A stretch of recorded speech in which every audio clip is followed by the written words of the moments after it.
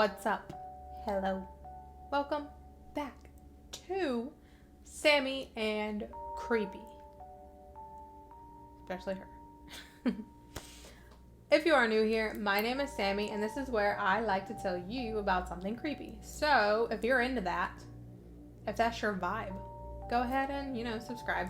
Or watch the video first, but just subscribe. Okay.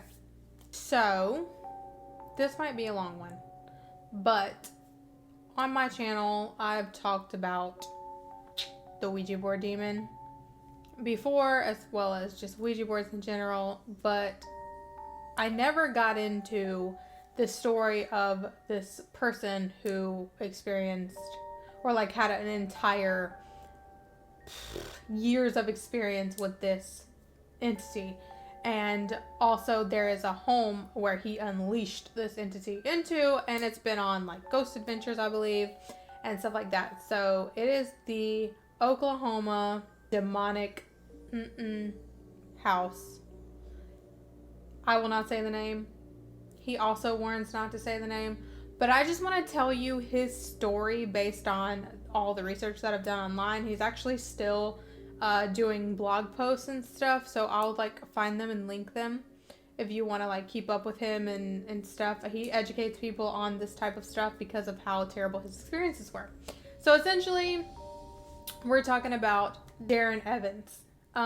This actually started for him back when he was a teenager, and him and his high school girlfriend were at her house, and her parents were having some work done on their house, some plumbing or something, and the guy finds a Ouija board in the dirt. And not only a Ouija board, but there was 4 jars with blackbirds in them on each corner of the board.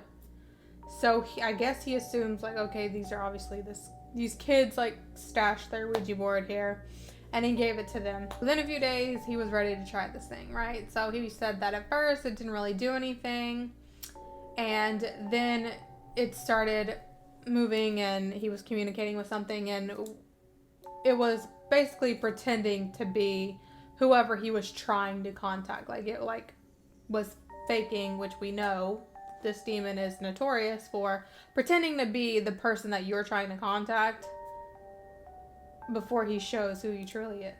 But anyway, eventually this thing starts cussing at him. He said sometimes it would be in Hebrew or Latin, but it also the board started going to Zozo, Zo over and over again. So at this point, he doesn't know who this entity is. This is the first time he's ever heard this name before. He just knows that whoever it is, or whatever it is super horrible. So anyway, the first time that he made contact with this thing, or the first time he knew he was making contact with something not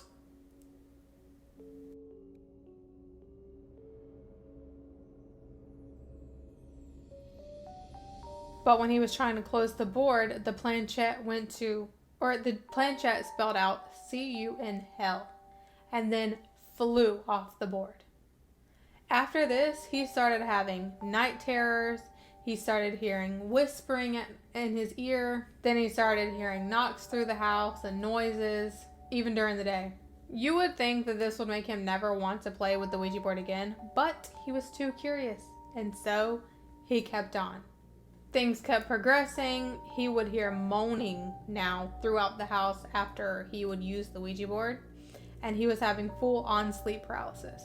He also said that it would randomly go missing. He would keep it in this little bag, this little cloth bag, and it would randomly go missing for sometimes days at a time, and then it would just randomly show back up. Eventually, he gets his friends to start joining in. Something really bad happens to one of his friends, and the Ouija board predicted it. And I won't get into that because this is more about the Oklahoma house. But yeah, as he becomes an adult and all of these events have transpired, he is really obsessed with finding out more about this entity and the occult. And so he's constantly using the Ouija board and researching and trying to get answers. Now, at this point, he has a girlfriend and a child with her, and they live in this home in Oklahoma. He and his girlfriend actually started playing it together. This turns out to be a terrible mistake because one night they were playing it together and Darren seemingly got possessed. The girlfriend said that it was as if something non-human was staring at her through his eyes. She quickly moved the planchette to goodbye and he came to, but he didn't remember any of it happening. Like, he didn't remember getting possessed. And she was literally terrified. Now, after this session is when their house gets extremely active and haunted. There would be hissing, knocking, footsteps through their home. It got so bad that they had to designate a safe room in their home. It also moved to targeting their daughter, which I won't get into because it's about a child. And you can actually go and read about it on his blogs and stuff, and his submission to trueghosttales.com. But it did target his daughter. One thing that did happen was it literally drug her to the basement, apparently, and it just went even further than that. Now, this thing also started. It would threaten to possess his girlfriend. He said girlfriends in the submission, so maybe this was happening anytime he was in a relationship. So his girlfriend, that is the mother of his child, he found her in a trance-like state at one point. He said that her personality changed from being really sweet to just cold and like uncaring and withdrawn. He said that threatened to possess her and eat her soul. He said that the entity also threatened to take his girlfriends to paradise, and when he would ask, "Where is that?" it would spell out hell. He said that when guests would spend the night at their home, they said that they would hear frightening voices coming from what they described to be inside the walls. Objects would be thrown across the room, and spiders seemed to come from nowhere, which, if you know anything, flies, spiders, those things can be a sign of a demonic presence in your home. He said that his girlfriend's brother that was living with them at the time said that he couldn't even sleep at night because of the conversations. They were so loud that he couldn't sleep. Lights would turn on and off by themselves. Doors would open and shut by themselves. He said they would even unlock. One night in their bedroom, he said that they heard a vicious laughter. And one night he woke up to what felt like hands on his throat, choking him. He said that he couldn't scream, he couldn't breathe, and it took about 30 seconds before it released and he could gasp for air. He said the same thing happened to his girlfriend the following night. And then one night, him and his girlfriend's brother were outside. They were outside talking on the back porch, and they were talking about their family having like a curse or something like that. And he like abruptly said, "I rebuke this curse in the name of Jesus Christ." And the second he finished saying those words, says a deafening sound and a vibration struck the entire house with such an alarming boom that the neighbors came over to ask if I had heard something strange. He knew at that point that it was not their imagination, and he even got a ladder out to climb on the roof to see what landed on the roof, because that's what they thought happened. They thought something fell on the roof, but there was nothing. He said now at that point that things did stop for a while. So now that's the story of that house.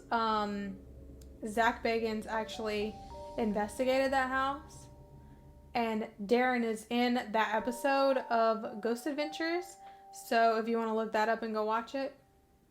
So basically, yeah, they possessed their home and unleashed either this demon or just one in general. I mean, for all we know, that name could be several different demons. They could all claim that name or whatever, but regardless, he opened a portal and invited something into their home, and that home is believed to be extremely haunted, possessed.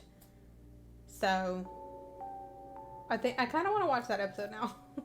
I will tell you that this is why I say I think that name could be multiple, is because he actually moved.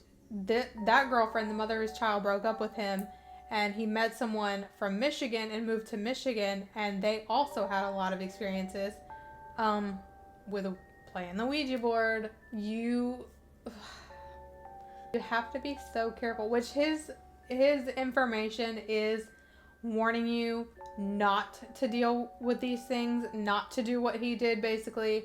But still, it's like, bro, how did you experience all that and then you still show this experience to your new girlfriend and her kids? And it's like, why would you even do that?